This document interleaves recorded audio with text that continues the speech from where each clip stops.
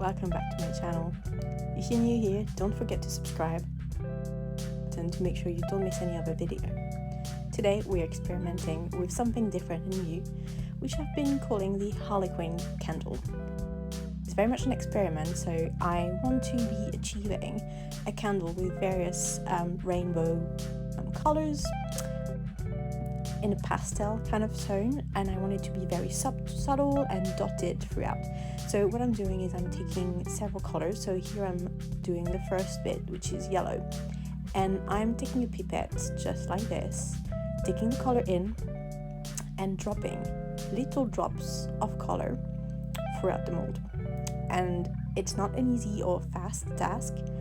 You don't want to be dropping too much because I don't want the full big part of the candle to be colored.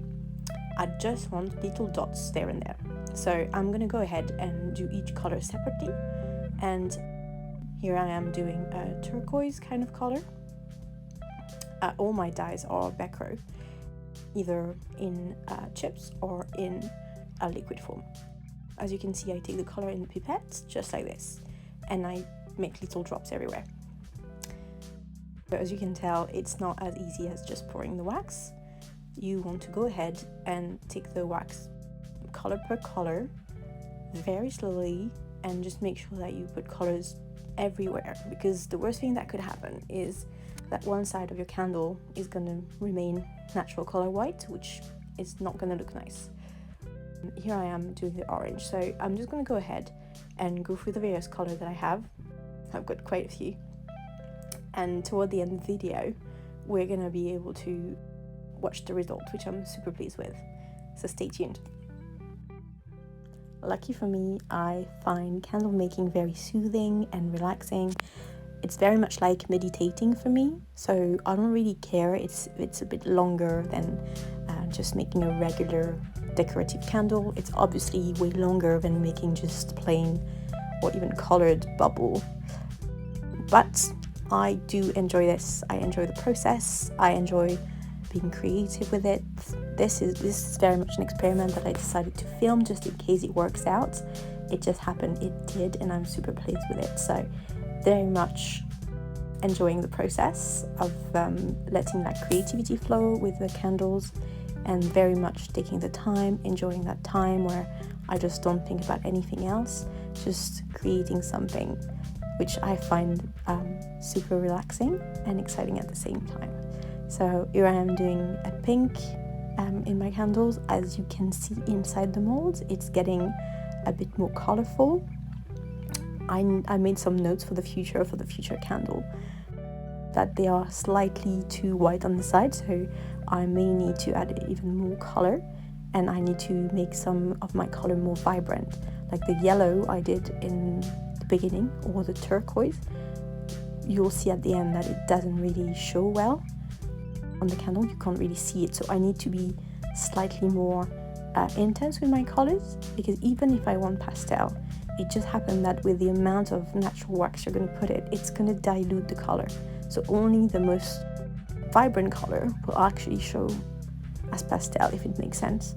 I know it might not make sense right now, so here I am zooming in so you can see my little dots of color in the mold, so you understand a little bit better where I'm going with this, I hope, and carrying on adding more colors.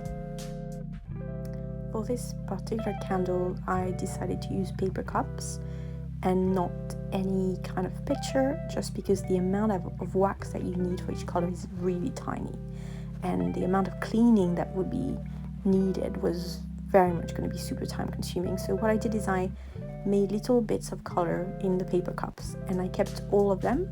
So next time I want to do another candle similar to this one, I will simply pop the wax out of the cup, melt it again in a small pan, and put it back in the cup so I can reuse it. I'm not going to throw them away.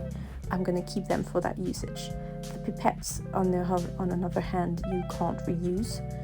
Once the wax has settled and hardened into the pipettes, you're not going to be able to use it again. For this video, I only use one pipette, so yes, the color may have mixed up slightly, but it doesn't show really, and because of what I wanted to achieve, the color will be mixed up anyway, so it didn't really matter. So I only used one, but this obviously can't be reused because the plastic is too thin to be using a heat gun on it. You would just melt it. So yeah, adding more dots. So here I'm putting like a green olive. This one is going to turn out to be quite vibrant on the candle, as you'll see later. And now the fun part. So I'm just gonna show you a little bit in. So it looks like a jewel. It's very colorful, and you can see all my little dots. And I'm ready to pour. So I just go ahead and pour my wax as I would for any kind of bubble candle. I just do it in a multiple pour because I just wanted to make sure that adding the wax would not melt my color. As you can see, it doesn't. You can still see the dot at the bottom, which means that I let the wax harden enough at the bottom for it not to melt again in contact with the hot wax. I'm pouring at my usual pouring temperature, maybe slightly hotter, to make sure that it binds with the wax that is already in the candle. So yeah, nice and easy, ready to go. You'll notice in a minute that unfortunately I forgot to press the button for the unmolding, so we're gonna go and jump straight in to the final result.